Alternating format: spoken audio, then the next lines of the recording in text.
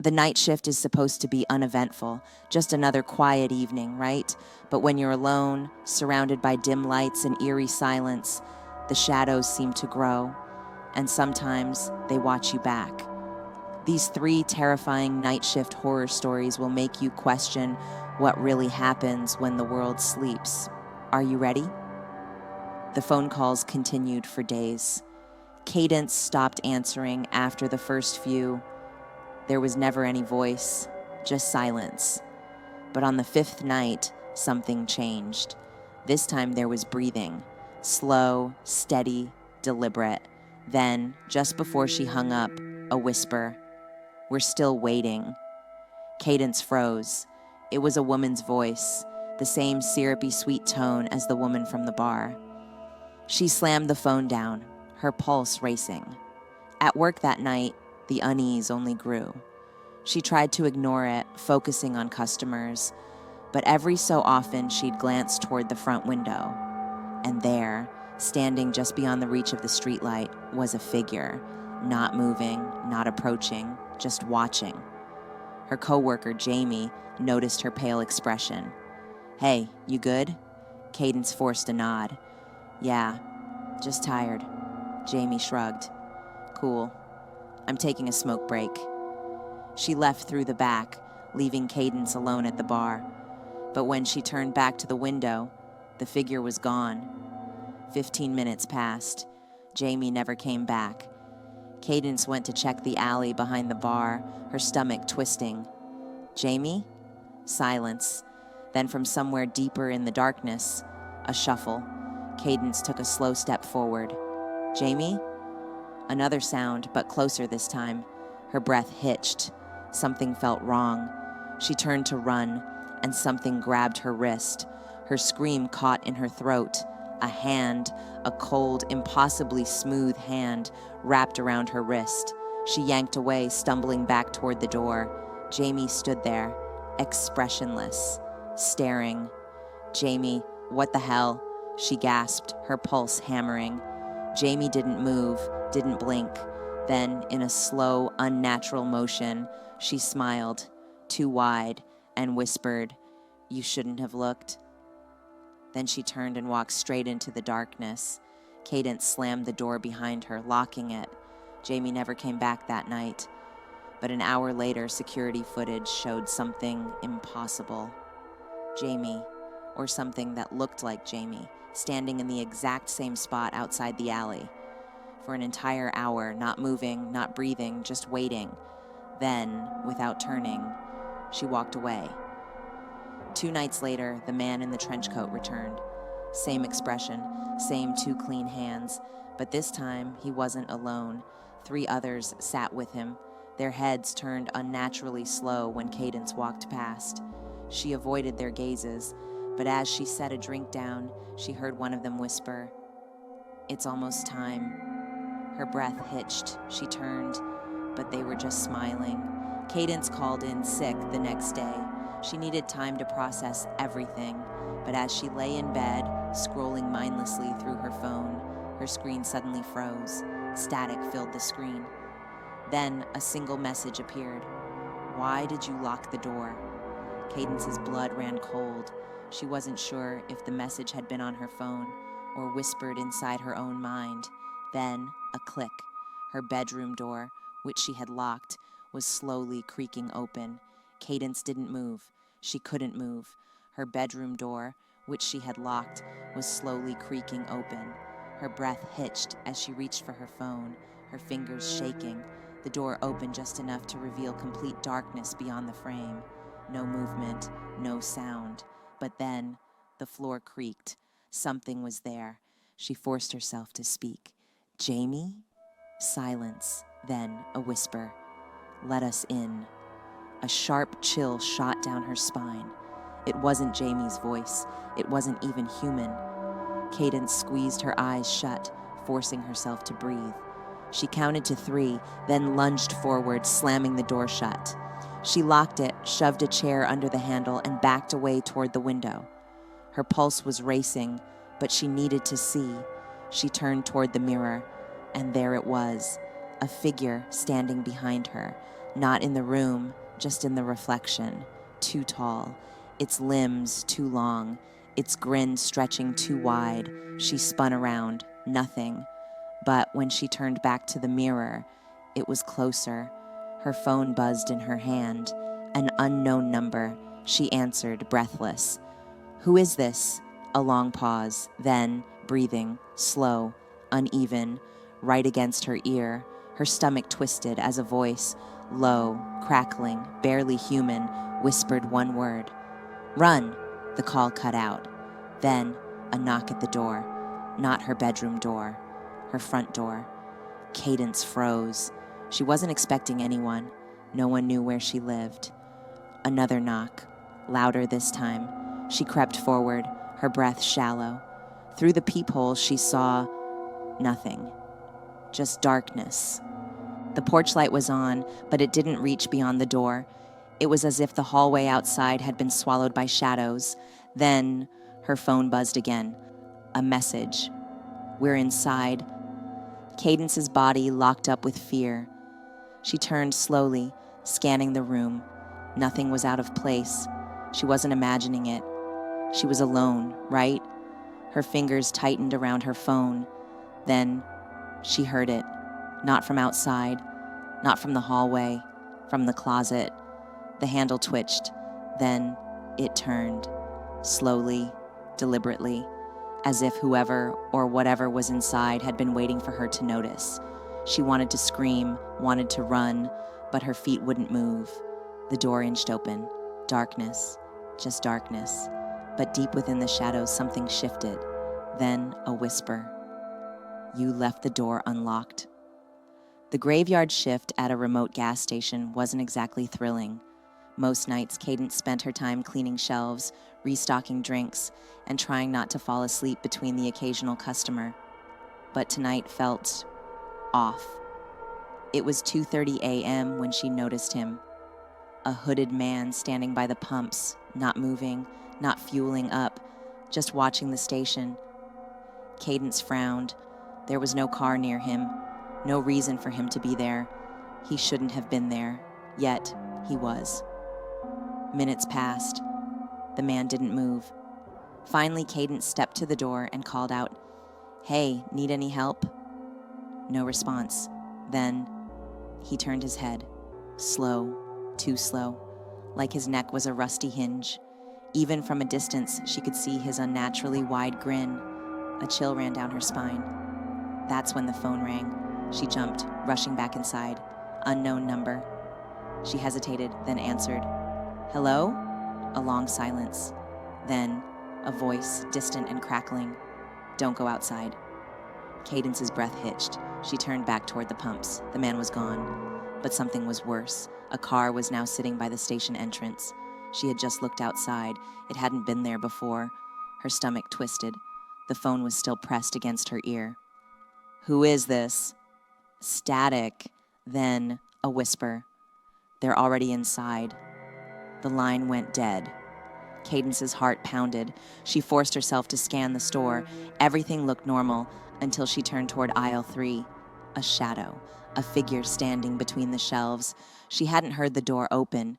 She hadn't seen anyone enter. Yet, someone was inside. Her fingers trembled as she reached for the store intercom. "Sir? We're closed?" The figure didn't move. Then, a whisper from behind her. "No, you're not." She spun around. No one was there, but when she turned back toward aisle 3, the figure was gone. Cadence rushed to the security monitors. She rewound the footage to see when the figure had entered, but the screen was frozen. At exactly 3:12 a.m., the cameras had glitched. Cadence stared, her pulse racing. Then, the screen flickered, and a new image appeared. The inside of the store, and standing behind the counter was her. But her reflection on the screen was wrong. She wasn't moving, wasn't blinking, and then it smiled. A door slammed from the back. Cadence nearly screamed. The storage room. She reached for her phone, but it vibrated first. Another unknown number. Shaking, she answered, "Who are you?" A pause.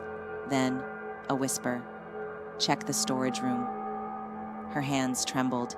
She didn't want to, but some invisible force compelled her forward. She reached the door, pushed it open. Darkness, silence, and then a voice right next to her ear. "You're too late." Cadence stumbled backward. She turned to run, but when she reached the front entrance, the door was gone. Not locked, not jammed, gone. As if the store had never had an exit. Her breathing quickened. This wasn't real. It couldn't be real. She turned back toward the counter, and the figure was standing right there. It wasn't a man. Not really. Its head tilted unnaturally, its grin stretching wider than humanly possible. Then, it took a step forward. Cadence couldn't breathe, couldn't move. Then, her phone buzzed. A text message. She forced herself to look. One word. Run. She didn't think. She just ran. She didn't know where she was running. The aisles blurred around her. The store shifted. Then, suddenly, the exit was back, wide open, a black void beyond the doorway. She hesitated, but behind her the whispers were getting closer, so she ran through the door and fell into nothingness. Cadence hit the ground, hard. She gasped, looking up. She was outside. No gas station, no lights, just an endless, empty road. She looked behind her. The gas station was gone. Then a car engine rumbled. She turned. A black sedan was pulling up. Its headlights flickered. And through the windshield, she saw the man from the pumps, still grinning, still watching, and waiting. Cadence's phone buzzed again. Another message. Her hands trembled as she read it. "You never left." She looked up, and the gas station was back, like she had never stepped outside, and standing behind the counter was her, smiling, waiting for her turn to leave. Heartbreak can make people do strange things. I thought a night out playing pool would help me move on from my ex, but what I found instead was something far more disturbing. The bar was exactly how I remembered it, dimly lit, worn down, and comforting in its own way. But nostalgia has a way of playing tricks on you. A man around my age asked if I was up for a game. It felt good to play again, to just enjoy the moment. But the moment didn't last. His demeanor shifted the second I declined his invitation back to his place. His face twisted in frustration, his grip on my wrist tightening. I barely had time to react before he yanked my purse away. A couple of older men at the bar noticed and intervened. The man muttered something under his breath, tossed my purse onto the table, and stormed out. Shaken, I grabbed my things and called for an Uber. I wanted to forget the whole thing ever happened, but it wasn't over. As I stepped out of the car, my phone buzzed with a chilling notification. AirTag found moving with you. My breath caught as I rummaged through my bag. My fingers brushed against a small, unfamiliar object. My pulse pounded in my ears as I realized he had slipped a tracker into my purse. He knew where I was. Being a bartender means dealing with all kinds of people, but nothing prepared me for the man who walked in that night. He didn't fit in with the usual upscale crowd, disheveled, angry, and laser-focused on me. I barely had time to greet him before he uttered a sentence that froze me in place. "I knew I'd find you here, Kevin." My name. How did he know my name? I had never seen him before in my life. He didn't explain. He just downed his drink and walked away, leaving me standing there, rattled. I spent the rest of the night trying to push the encounter out of my mind, but sleep did not come easy. Somewhere in the dead of night, I woke with an unshakable feeling of being watched.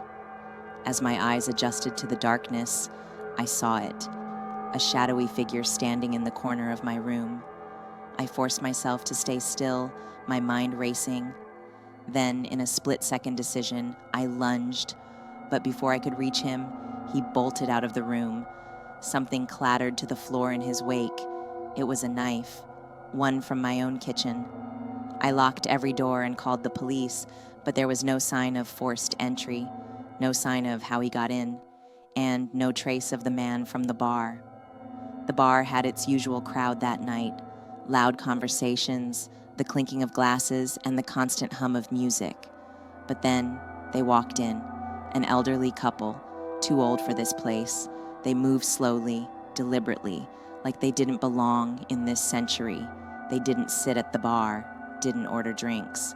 They just took the booth in the corner and sat motionless. At first, I didn't think much of it. Maybe they were just waiting for someone. But as the night dragged on, something felt wrong. They never spoke, never moved, and they never blinked. Cadence stood frozen, staring at the glass door of the gas station. The problem wasn't that she saw herself reflected in it. The problem was that her reflection wasn't copying her movements. She took a step back. The other her didn't. Her stomach turned. Slowly, her reflection tilted its head in a way that felt deliberate. Then it smiled.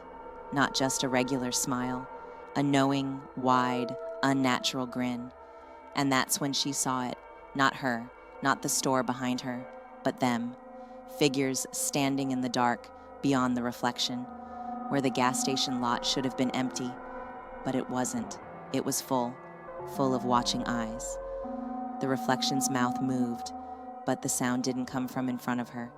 It came from behind her, right next to her ear. "You've been here before," Cadence screamed. She spun around. Nothing. The gas station was empty, silent, but the reflection, it was still grinning. Her breathing was ragged. She turned away from the glass, trying to pull herself together. But something was wrong. The aisles, they were different. The layout of the store had changed. Where the chips used to be, there were now rows of identical black bottles. Where the refrigerators once hummed, there was only darkness. And the entrance? It was gone again. She was trapped. Cadence ran to the storage room, hoping, praying for another way out. She pushed the door open and stepped into a hallway that shouldn't exist. It stretched forward, impossibly long, dimly lit by flickering fluorescent bulbs. She turned to run back, but the storage room was gone. Only the hallway remained. And far, far down at the end, a door, a single black door. A faint click echoed through the hallway. Cadence's breath caught in her throat. Footsteps, slow, heavy, coming from behind her. She didn't turn around. She couldn't. Instead, she ran for the black door, her pulse hammering, the footsteps growing faster, closer.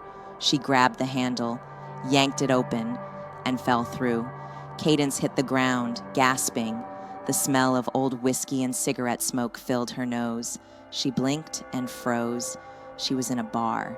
Not the gas station, not the hallway. A bar, dimly lit. Faint jazz music playing from a dusty old speaker. And sitting at the bar was him, the man in the black trench coat, smiling, waiting, as if he'd been expecting her. "You took your time," he said smoothly, swirling a glass of whiskey in his two clean hands. Cadence's chest tightened. What is this?" she whispered. The man laughed, not loud, not forceful, just a soft, amused chuckle. "I told you," he said. His grin widened. "You never left." The door slammed shut behind her. Cadence spun, reaching for the handle, but it was gone. She turned back to the man, her vision swimming. "This isn't real," she whispered. The man raised an eyebrow. "Isn't it?" And then someone else stepped forward. Cadence's heart stopped.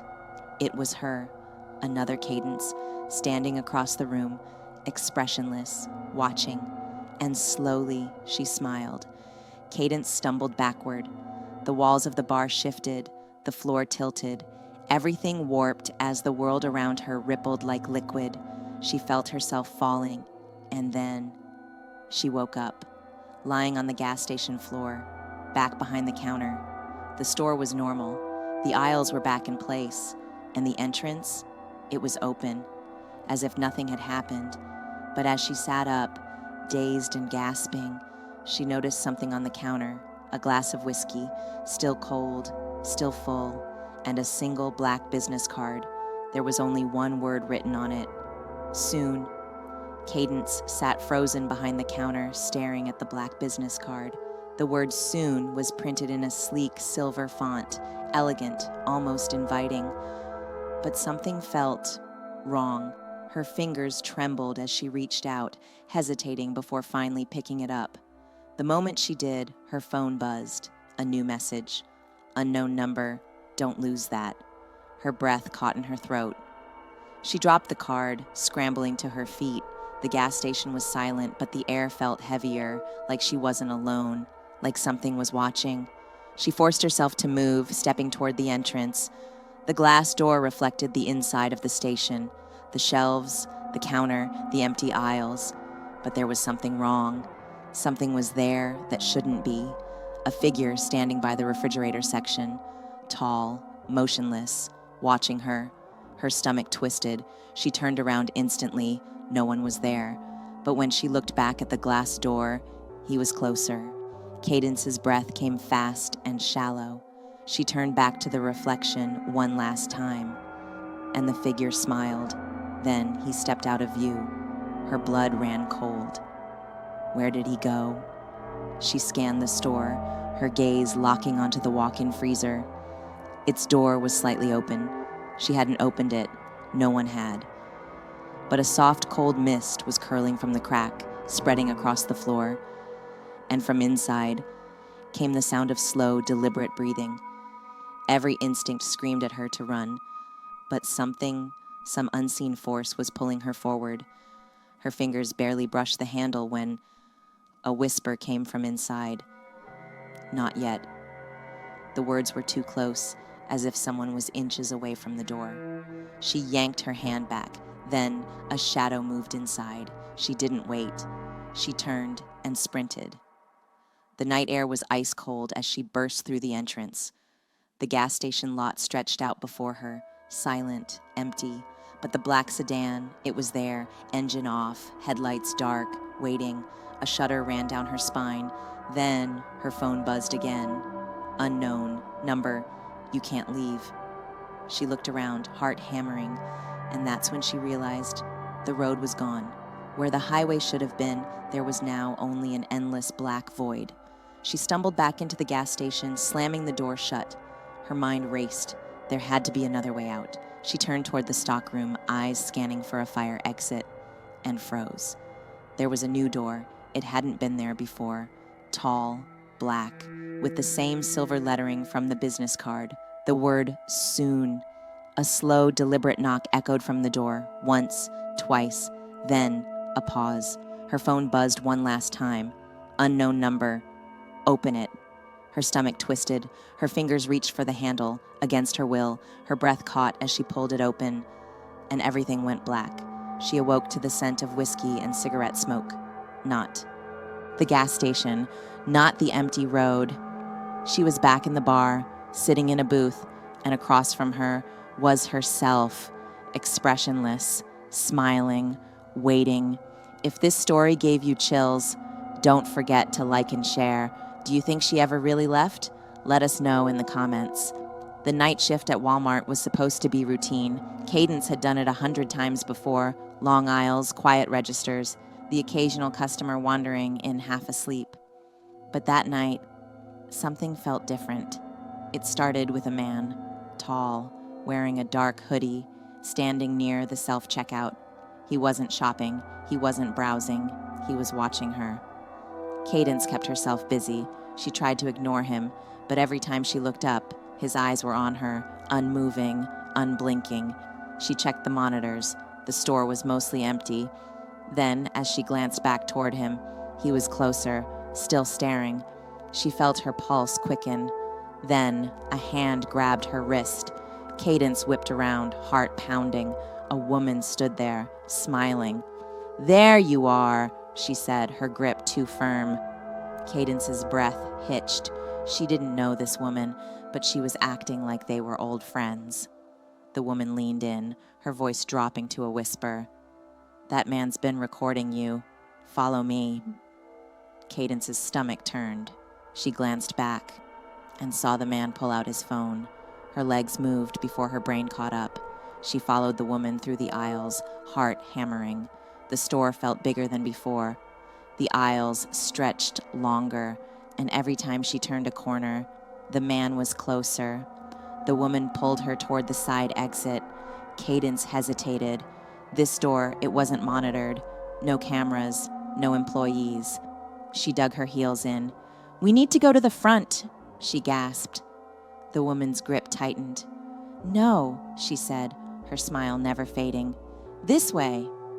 Cadence tried to yank her hand free, but the woman's grip didn't budge. Then she leaned in and whispered something that made Cadence's blood run cold. "He's not the one you should be afraid of." Cadence's stomach twisted. She wrenched her hand away, stumbling backward. "What did you just say?" The woman's head tilted slightly. Then she said Cadence's name. She had never told her name. Cadence's lungs locked. She turned and ran. Her legs carried her toward the cosmetics section. Rows of mirrors lined the shelves, reflecting every angle of the store. She glanced sideways and froze. In the mirror, the woman was right behind her. But her reflection wasn't smiling anymore. It was staring, and then it raised a hand to wave. Cadence's real stomach dropped. She spun around. The woman was gone, but her reflection, still there. The lights flickered. Cadence turned to run, but the aisle had changed. It stretched forward, longer than it should have been. Far ahead, a single black door. She shouldn't go toward it. She knew she shouldn't, but her feet moved anyway. As she ran, she passed an intersection between aisles and saw the man in the hoodie, but he wasn't chasing her. He was staring past her at the black door, and he was shaking his head. Cadence's chest tightened. She turned back toward the door, and it was closer than before. She skidded to a stop. The door was slightly open, and from inside came slow, rhythmic breathing. Something was waiting, something that had been expecting her. Then the whisper came from inside. "Come in, Cadence." Cadence turned to run and slammed into someone. She gasped, stumbling back. It was an employee. "Miss? The store's closing. You okay?" Cadence's chest rose and fell in panicked breaths. She turned back toward the aisle. The black door was gone. The lights were normal. The store looked just like before. Had she imagined it? She shook her head. I need to leave." The employee nodded. "Come on, I'll walk you to the front." Relief flooded her. She followed him until they reached the main entrance, and the sliding doors didn't owe Cadence frowned. "Why won't they?" Then from behind her, the employee whispered, "You're not done yet." She turned, and he was smiling, too wide, too knowing. Cadence backed away, slamming her fists against the doors. They wouldn't budge. She turned back. The store was empty. No employee, no customers, no sound. And down the main aisle, where the registers should have been, the black door was back, waiting. Cadence stood frozen. The black door at the end of the aisle had returned. No customers, no employees, just her and the door, waiting. She took a step back, her breath coming in quick, shallow gasps. Then a second black door appeared, this time behind her, another to her left, another to her right. She was surrounded. The air grew heavy, thick. It felt like something was pressing against her lungs. Then the whispers began. First, from the left, "Choose wisely," then from behind, "It only works once," then from ahead, "Not every door leads out." Her stomach twisted. She looked around, trying to find a way, any way, that wasn't through one of them. But there was nothing left. No registers, no shelves, just black doors, waiting. She had no choice. She reached for the nearest door, and the second her fingers touched it, the lights went out. The store was swallowed by darkness, and in that silence, she heard it. Footsteps, software bare feet against tile, circling her, coming closer. Then, a breath, right against her ear. Wrong door. The lights flashed back on. Cadence stumbled forward, through the door. She hit the ground. The air was colder now. She blinked, looking up. She wasn't in the store anymore. She was in a back room, one she had never seen before. It looked old. The walls yellowed with age, shelves lined with dust-covered objects, and on the far wall, a single mirror, standing tall, and in its reflection, the store still existed. She could see the aisles, the shelves. She could see herself, but there was something else too, a figure standing behind her. Her heart stopped. The reflection of her looked identical, except for one thing, it wasn't moving. Cadence lifted her hand. The reflection did not. It just stood there, smiling. Then it took a step forward. She stumbled back. Her reflection kept coming forward, closer. Its eyes darkened. Its smile widened. Then it pressed its hands against the glass. Only there was no glass, just air. And its fingers, they broke through. Cadence turned to run, but the door she had come through was gone. She turned back, and her reflection wasn't in the mirror anymore. It was right behind her, smiling, waiting. Then a voice, calm and amused, whispered, "You don't belong on that side anymore." And the lights went out. When Cadence opened her eyes, she was back in Walmart. The fluorescent lights buzzed overhead. The shelves were lined with products again. The store looked normal, but something felt off. She turned a corner, and the aisle changed. The shelves were no longer holding groceries. They were filled with objects she didn't recognize. Old photographs, rusted clocks, and dozens of mirrors, all reflecting the wrong things. She wasn't supposed to be here. She wasn't supposed to still be here. Then her phone buzzed, a text message from her own number. "Did you pick the right door?" Her stomach dropped. She turned, and at the end of the aisle, the black door was waiting. Again. If this story made your skin crawl, don't forget to like and share. Would you have chosen a door? Let us know in the comments.